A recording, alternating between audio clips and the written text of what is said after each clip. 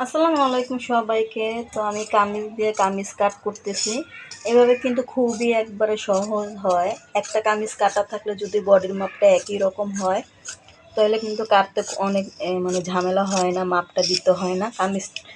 কামিজটা কিন্তু ফেলে দিয়ে কিন্তু সুন্দরভাবে কাটা যায়।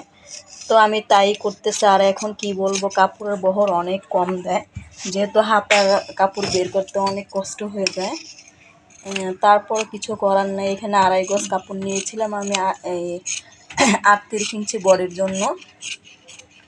তো যেহেতু একটা জামা আমার একবারে মাপে কাটা আছে, তাই আমি কিন্তু আরেকটা জামা কেটে নিচ্ছি।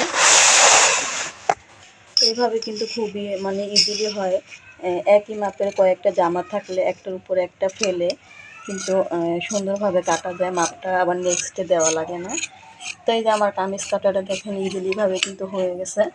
তো ভিডিওটা ভালো লাগলে শেয়ার করে দিন।